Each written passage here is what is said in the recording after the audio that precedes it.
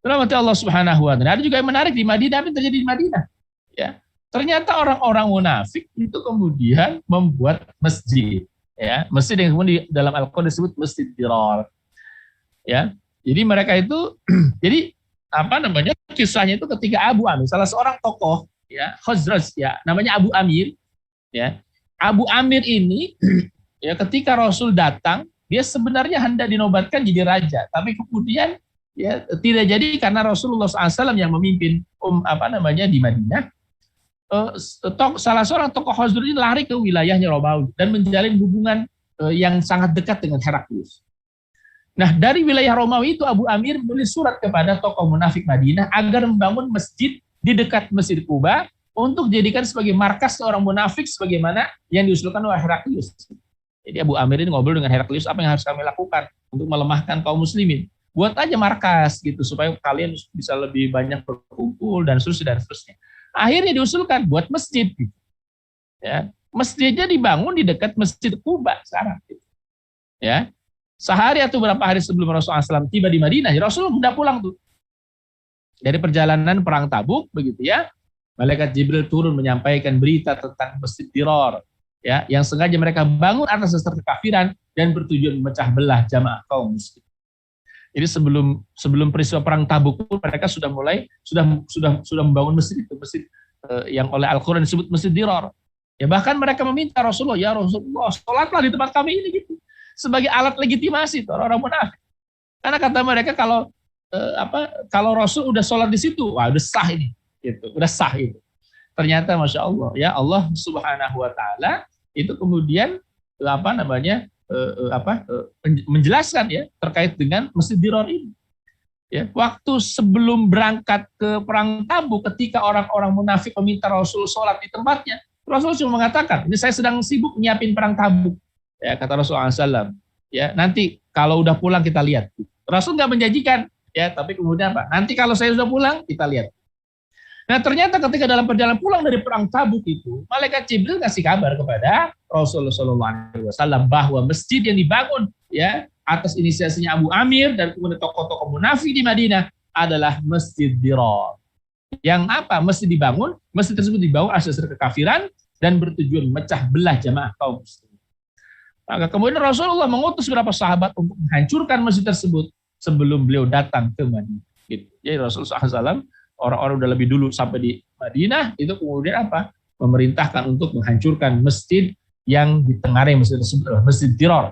Masjid yang kemudian tujuannya aja dasarnya kekufuran ya dan bertujuan untuk memecah belah jamaah kaum muslimin. Ya, yang terjadi ya ketika umat Islam hendak pulang masuk ke kota Madinah. Dalam hal ini Allah Subhanahu wa taala berfirman, "A'udzubillahi minasyaitonir rajim.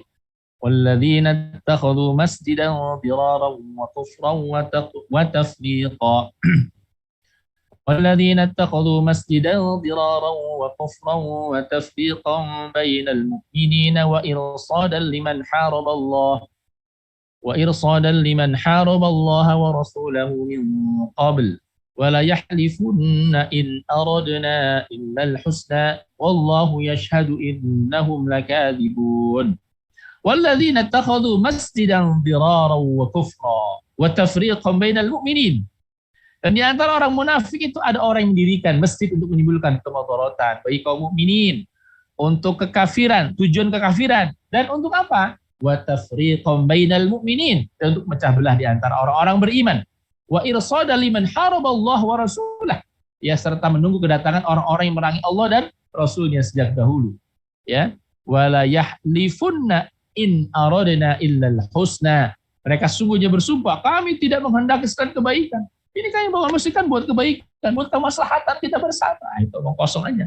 Wala yahlifunna in aradna illal husna wallahu yashhadu innahum lakadzib. Allah bersaksi, Allah menjadi saksi bahwa mereka itu dusta. Mereka bilang, ini kami bangun masjid kan untuk kebaikan, kemaslahatan kita bersama, untuk kebaikan kaum muslimin, kata mereka. Apa kata Allah? Wallahu yashhadu innahum lakadzibun. Dan Allah menjadi saksi bahwa mereka itu orang-orang yang dusta. Ya. Rahmat Allah Subhanahu wa taala. Ya.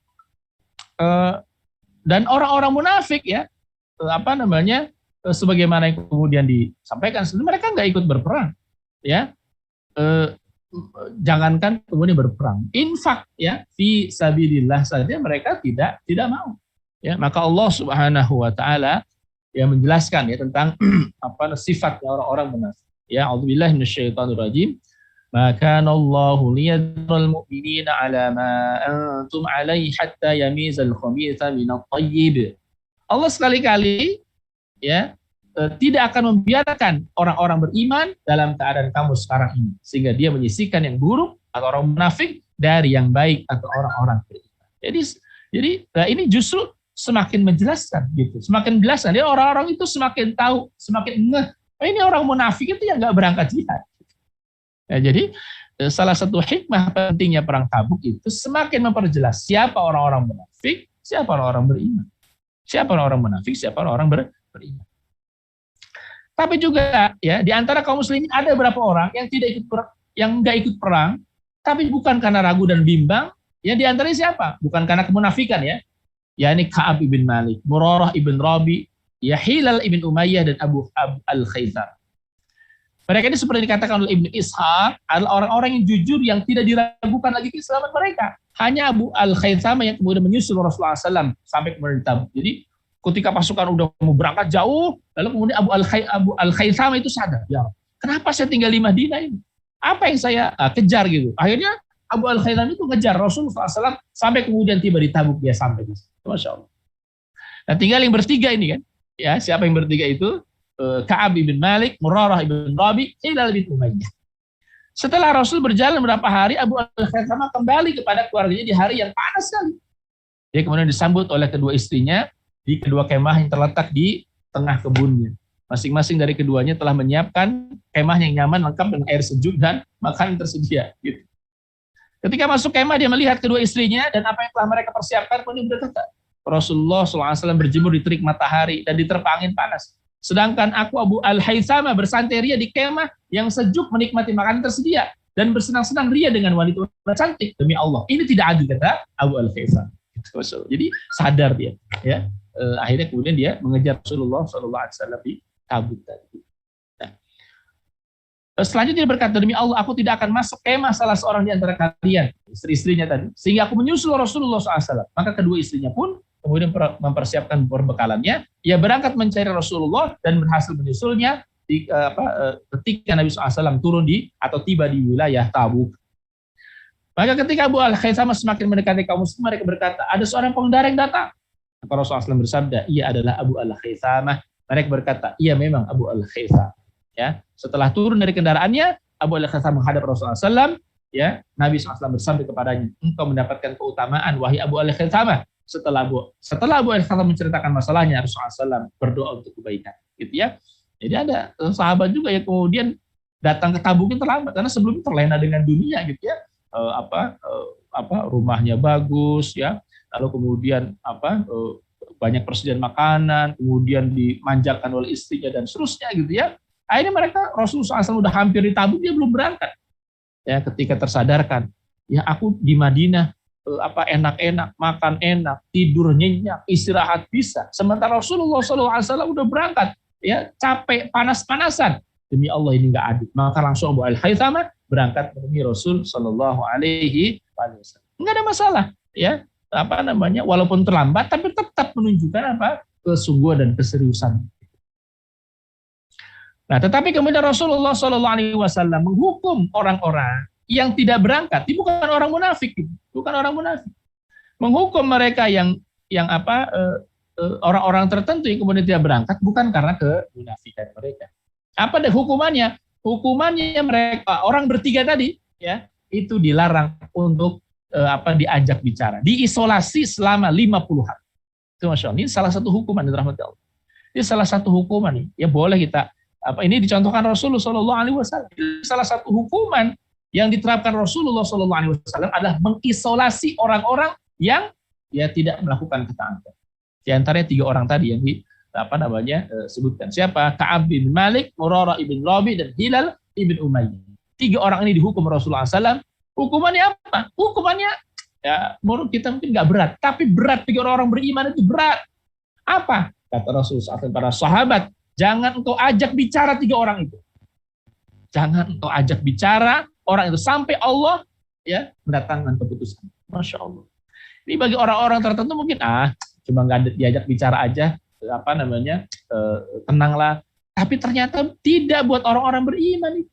Buat orang beriman itu nggak diajak bicara. Ya, antum bisa bayangin, nanya orang lain, ya gimana ini, perkembangannya, atau gimana ini kondisinya, ya orang tersebut dia nggak jawab apapun. Dia kemudian ngajak bicara dicueki. Coba, ya buat orang beriman itu ternyata siksaan yang luar biasa. Dan rahmat Allah Subhanahu wa taala terhadap hal ini Allah Subhanahu wa taala berfirman, A'udzubillahi minasyaitonirrajim. Wa 'alas salasatil ladzina. Nah, itu yang tadi ya, 3 orang tadi. Wa 'alas salasatil ladzina khulifu hatta idza dhaqat 'alaihimul ardu bima rahubat. Hatta idza dhaqat 'alaihimul ardu bima rahubat wa dhaqat 'alaihim anfusuhum wa dhannu an la mulja'a min Allah alla malja'a min Allah illa ilaihi taba 'alaihim. Maaf ya. Alla malja'a min Allah illa ilaihi thumma taba 'alaihim liyatubu innallaha huwat tawwabur rahim. Wa 'ala thalathatil ladzina khulifu hatta idza dhaqat 'alaihimul ardu bima rahubat wa dhaqat 'alaihim anfusuhum. Dan terhadap 3 orang tadi yang nggak berangkat, tadi bukan karena kemunafikan, karena ada beberapa hal tertentu yang kemudian menghalangi mereka untuk berangkat. Ya. Dan terhadap 3 orang yang ditangguhkan penerimaan taubat mereka. Jadi mereka itu sudah sadar, mereka taubat kepada Allah. Minta ampun sama Allah Subhanahu wa taala, tapi Allah belum mengizinkan, belum mengabulkan permohonan ampun mereka, taubat mereka. Hingga apabila bumi telah merasa sempit bagi mereka, nih insyaallah. Jadi ternyata nggak diajak bicara itu buat orang-orang beriman itu bumi terasa sempit bagi mereka. Anda bayangin ke sana orang nggak diajak ngobrol di masjid ya, dia berangkat ke masjid, tapi nggak ada satupun orang yang nanya. Ketika ditanya pun nggak dijawab. Ya, mereka tahu ini hukuman bagi mereka, tahu. Ya, dunia itu sempit bagi mereka. Padahal bumi itu luas dan jiwa mereka pun telah sempit ya oleh mereka, serta mereka telah mengetahui bahwa tidak ada tempat lari dari sisa Allah melainkan kepada Allah saja. Kemudian Allah menerima taubat mereka agar mereka tetap dalam taubatnya. Sungguhnya Allah yang Maha Penerima taubat lagi Maha Penyayang. Suatu saat kemudian setelah perjalanan sekitar 50 hari, setelah kemudian mereka bertaubat kepada Allah Subhanahu wa taala, maka kemudian Allah menurunkan informasinya kepada Rasul sallallahu alaihi wasallam bahwa 3 orang tersebut taubatnya diterima oleh Allah Subhanahu wa taala. Barulah kemudian para sahabat menyambut mereka. Ya, setelah kemudian sahabat yang lain enggak mengajak mereka sedikit pun, setelah turun ya penjelasan bahwa orang tersebut dimaafkan oleh Allah Subhanahu wa taala. Taubat mereka diterima oleh Allah Subhanahu wa taala, maka kemudian ya para sahabat menyambut mereka dengan gembira gitu ya, masyaallah. Nah, rahmat Allah Subhanahu wa taala. Apa pengaruh peperangan Tabuk ini? Ya, yang peperangan ini mempunyai pengaruh yang sangat besar bagi kewibawaan kaum muslimin dan untuk menguatkan kedudukan mereka di Jazirah Arab. Sebelumnya mereka berharap banyak kepada pasukan Romawi untuk menghadapi umat Islam. Namun setelah ini mereka sudah kehilangan nyali dan menyerah kepada kenyataan yang ada pada saat itu. Yang terakhir ya, rahmat Allah Subhanahu wa taala cukup panjang. Apa hikmahnya perang Tabuk? Ya, yang pertama, hikmah perang Tabuk adalah menguji keimanan kaum muslim. Ini apa diantaranya adalah untuk memenuhi seruan Allah dan Rasulnya atau mengikuti hawa nafsu dunia. Itu Masya Allah. Ini ujian betul bagi orang-orang beriman. Jadi apa? Ya, kamu pun disuruh Allah Subhanahu wa taala, penuhi seruan Allah atau mengikuti keinginan hawa nafsu dunia. Ya, sehingga kemudian tadi ya, ada orang yang pasti meninggalkan kebun-kebun mereka yang mau dipanen, ditinggalkan oleh mereka. Itu Masya Allah. Itu pilihan yang berat memang. Berat sekali. Pilihan yang sangat berat antara mengikuti seruan Allah Subhanahu wa taala dengan dunia yang udah ada di depan mata. Jadi mesti panen purna. Yang kedua apa? Mengokohkan kewibawaan ya, umat Islam di mata orang-orang Romawi khususnya dan negara-negara kafir pada umumnya. Dan juga yang ketiga, semakin membongkar kedok orang-orang munafik dengan berbagai macam manuver-manuver mereka orang-orang munafik. Baik, yang dirahmati Allah Subhanahu wa taala, ya kira-kira itu ya yang bisa saya sampaikan ya untuk sesi kali ini. Insyaallah mudah-mudahan ada manfaatnya ya untuk kita semua.